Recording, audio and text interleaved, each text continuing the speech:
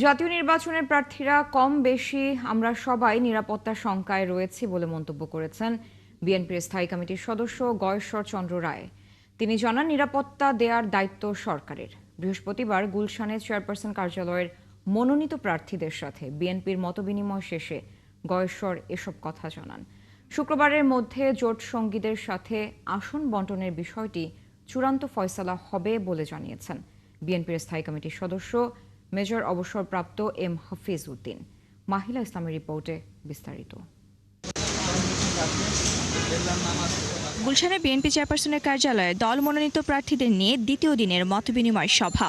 সকাল থেকে সন্ধ্যা পর্যন্ত চলে এই সভা। বৃহস্পতিবার ১০০টি আসনের প্রার্থী অংশ নেন। বৈঠকের বিরতিতে সাংবাদিকদের সাথে কথা বলেন নেতারা।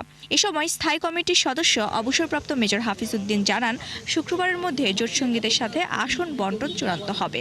আগামীকাল বা পরশুর মধ্যে শ্রমিকদেরকে যুবপথ আন্দোলনের শরিকদের জন্য কটি সিট আমরা ছাড়তে পারবো, সেটি আগামীকালকের মধ্যে ফয়সলা হয়ে যাবে।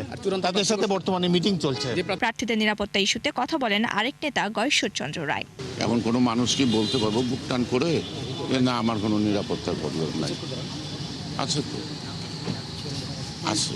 সুতরাং এগুলি তো একদিনে উত্তরণ হবে না। আর নিরাপত্তা বিঘ্নিত করা মানুষের এটার পিছনেও তো কোনো উদ্দেশ্য আছে। সেই উদ্দেশ্যটা একটাই, এই যে মানুষ যে অপেক্ষা আছে 12ই ফেব্রুয়ারি নির্বাচন ভোট দিবে, সেই ভোটটাকে নস্যাৎ বা বানচাল করার জন্যে একটা চক্র কাজ করছে। সেটা যদিও দৃশ্যমান না, তবে পর্যায়ক্রমে এগুলি দৃশ্যমান হবে। আগামী নির্বাচন অন্য নির্বাচনের চেয়ে চ্যালেঞ্জিং হবে বলে জানান মির্জা আব্বাস। এই নির্বাচনটা সর্বকালে একটা কঠিন নির্বাচন হচ্ছে, একটু ব্যতিক্রমী নির্বাচন হচ্ছে।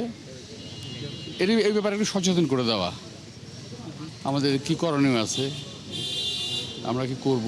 বিএনপি মনোনীত প্রার্থীদের এই মতবিনিময় সভা শেষ হবে শনিবার। মাহিলা ইসলাম, ৭১, ঢাকা।